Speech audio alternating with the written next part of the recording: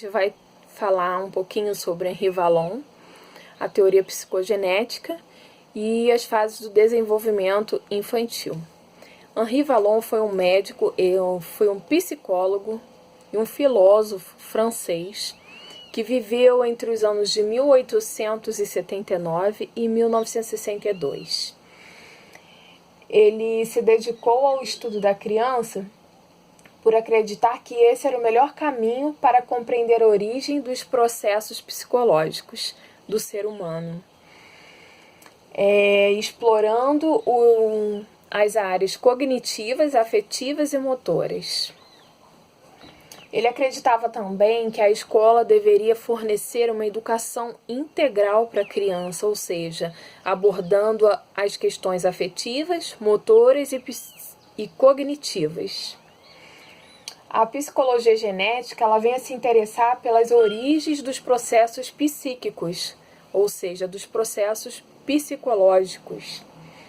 Ele entendia que esses processos psicológicos, eles têm uma origem orgânica, uma origem biológica, mas eles só podem ser compreendidos na sua totalidade quando consideramos as maneiras pelas quais as influências que estão ao nosso redor, no meio, ou seja, as influências socioambientais, interagem com esses processos.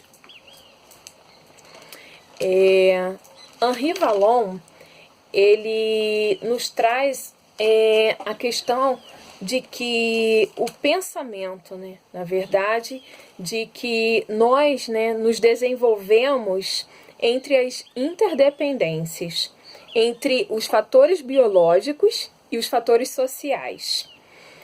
E é marcado por descontinuidades, por crises e conflitos que acontecem, trazendo novas possibilidades e situações novas, ocasionados pelo amadurecimento do sistema nervoso e de alterações do meio social, que trazem situações novas e também os estímulos diferenciados. E do conflito entre essas duas condições que vão emergir o pensamento e a inteligência. Essas crises, elas são, na verdade, dinamizadoras do processo do desenvolvimento da criança.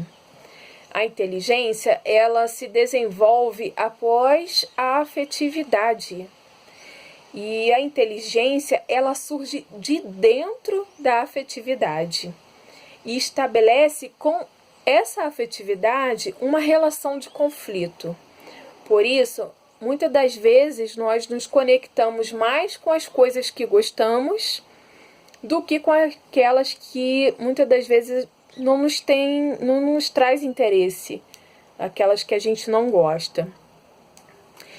Cada estágio, ele vem a revelar, a construir uma identidade, uma preparação, mas também as descontinuidades e as rupturas. O desenvolvimento, ele alterna fases, Fases que podem ser introspectivas e extrovertidas, mas também as fases de internalização. Eles irão sempre em direção à autonomia, variando de criança para criança e de acordo com o ambiente em que a criança está inserida. No entanto,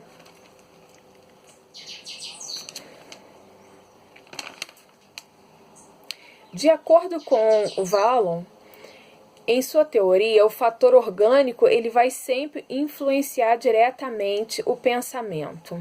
Essa seria a primeira condição para que pudéssemos desenvolver a nossa capacidade e adentrar ao nosso próprio crescimento. Além dele, as influências com esse meio colaboram e moldam essa primeira instância.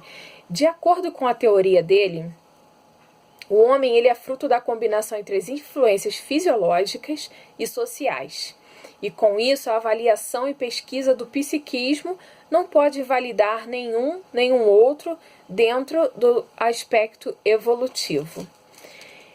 Indo um pouquinho mais além, o Vallon ele justifica que as potencialidades psicológicas elas são dependentes do contexto sociocultural em que estamos inseridos.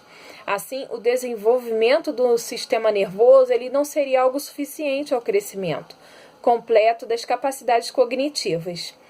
A teoria do Henri Vallon ele trabalha com o conceito de que o processo de aprendizado ele é constituído pela dialética, ou seja, pelas mais transparentes formas de diálogo.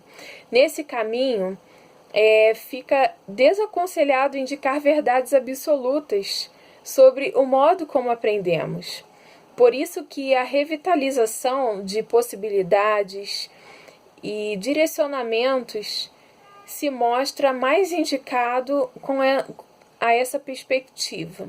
Consequentemente, essa postura acaba por criticar as idealizações mais reducionistas sobre esse trabalho. Henri indica o estudo do indivíduo por completo, juntando suas partes afetivas, motoras e cognitivas. Daí que Vallon reconhece a importância da cognição, mas não mais do que a parte motora, a motricidade e a afetividade. Ou seja, o desenvolvimento ele é visto como uma passagem advinda da completa imersão social. Aqui não se distingue o meio nem estados em que sua própria razão se desenvolver, se correlaciona com a posição com o mundo externo. Vallon afirmava que o desenvolvimento ele surge por meio de uma sucessão de estágios, um caminho contínuo e assistemático, de modo que a criança ela oscila, sempre vai oscilar entre a inteligência e a afetividade, a concepção dialética do desenvolvimento infantil. É pautada por conflitos, Essa concepção dialética do desenvolvimento infantil, ela é pautada por conflitos que ajudam na assimilação e equilíbrio da teoria piagetiana. Indo na contramão de Piaget, na verdade, Vallon indica a constância sem delimitação e até a regressão. Embora cada estágio alcançado seja irreversível, não significa que não pode retornar ao momento anterior. Por isso, os estágios não apagam o antigo, cada estágio com o seu tempo, mas ele nunca apaga o antigo, e seus comportamentos que foram adquiridos. Assim, os estágios eles vêm a se complementar em uma espécie de integração, dando origem a um acúmulo de comportamentos distintos. Os estágios, ele entende como que a criança já está em desenvolvimento, e isso acontece desde o ventre uterino, desde o ventre materno. Mas ele vai iniciar essa fala a partir do nascimento. E os estágios de desenvolvimento do desenvolvimento infantil, eles estão orquestrados em 6 estágios, que está o primeiro estágio, que é o impulsivo emocional, o segundo estágio, que é o tônico emocional, o terceiro estágio, que é o sensório motor, o quarto estágio, que é o projetivo, o estágio do personalismo, o estágio categorial e o estágio da adolescência. O primeiro estágio Vallon foca nas características de cada estágio. E no primeiro estágio, que é o estágio impulsivo emocional, ele é o início da vida da criança. A criança ela não tem o controle sobre os movimentos e existe uma desordem na coordenação motora dela. À medida que o ambiente assegura ao recém-nascido os elementos para que ele possa se movimentar, a criança, as necessidades desses movimentos e dessa desorganização, e tudo começa a fazer sentido para ela. E ela começa a aprender. Nesse estágio, né, é muito predominantemente afetivo, onde as emoções elas são o principal instrumento de interação com o meio. A relação com o ambiente desenvolve na criança sentimentos que são introspectivos e fatores afetivos, né? A expressão emocional é uma linguagem muito utilizada para comunicar as nossas necessidades e muitas das vezes os bebês eles se relacionam com o meio, né, através do choro, porque eles reconhecem que através do choro ele vai afetar o adulto e de alguma maneira. Então, sendo culturalmente interpretada, né, pelo adulto, que então age para atender ao choro da criança, acontecendo assim o seu desenvolvimento cognitivo. Movimentos reflexos, né, eles responder afetivamente, a afetividade como primeiro vínculo, e aí começa o seu processo de socialização. Aqui nós temos uma figura, né, de um pai com um bebê, no qual esse pai está transmitindo afeto para o seu filho.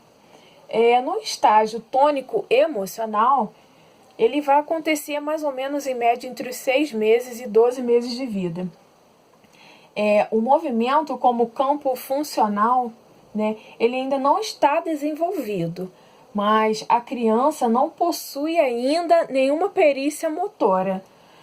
Os movimentos infantis são tanto quanto desorientados, né? Ele já faz os movimentos, as crianças, os bebês fazem os movimentos, mas são movimentos ainda desorientados.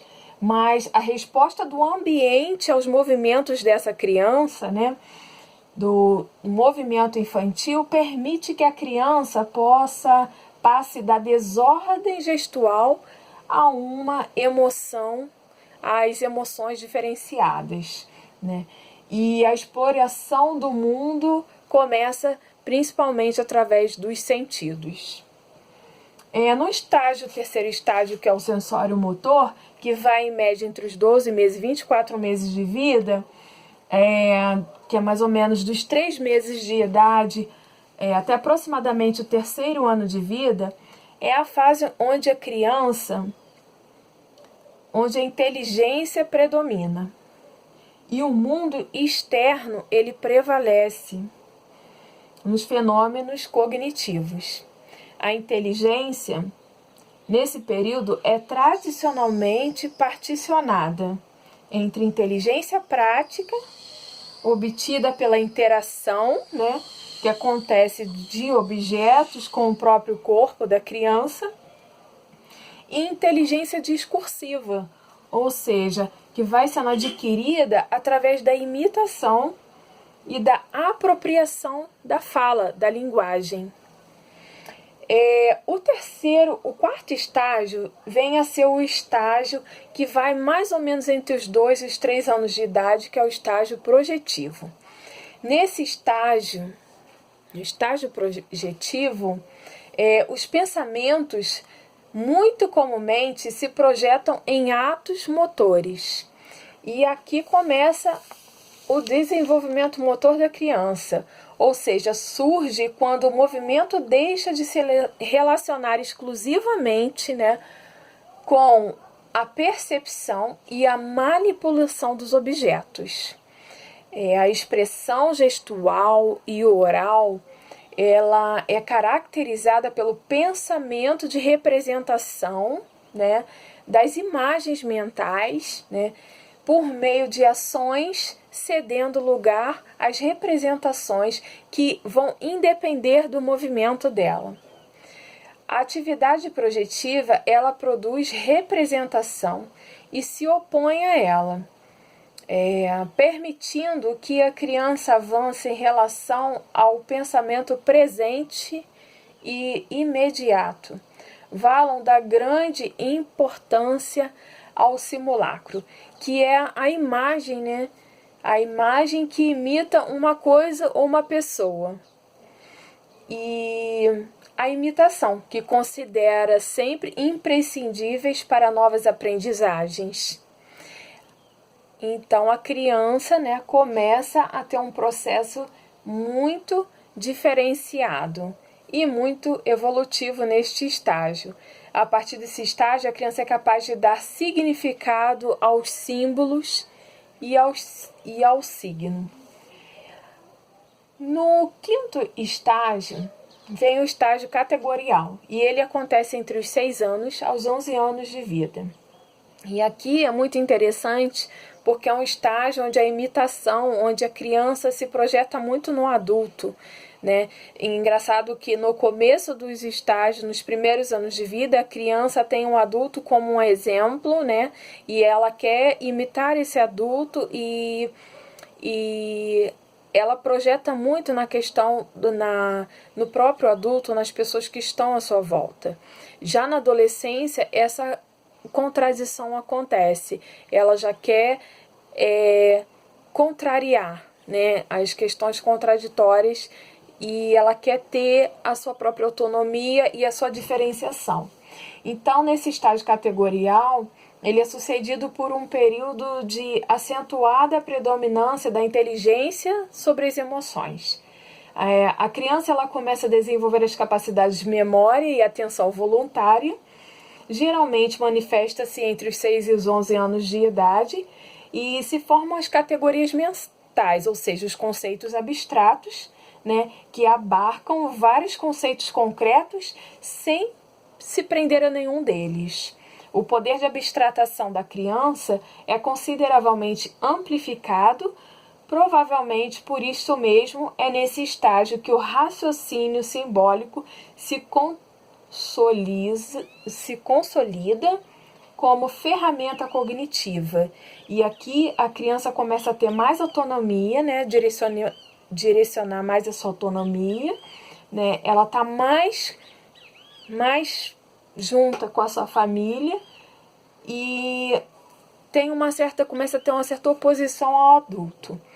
Já no sexto e último estágio, que é o estágio da adolescência, né, que começa mais ou menos a partir dos 11 anos, a criança ela começa a passar pelas transformações físicas e psicológicas da adolescência, né? E é muito forte esse desenvolvimento, é característica a afetividade, onde passa por uma série de conflitos que são internos e externos. Os grandes marcos desse estágio, com certeza, são a busca de autoafirmação e o desenvolvimento da sexualidade, né? Os estágios de desenvolvimento, eles não se encerram com a adolescência. O processo de aprendizagem, ele sempre implica na passagem por um novo estágio e o indivíduo, ante algo em relação ao qual tem imperícia, ele sofre as manifestações afetivas que levarão a um processo de adaptação. O resultado será a aquisição de perícia do indivíduo e o processo dialético do desenvolvimento jamais se encerra.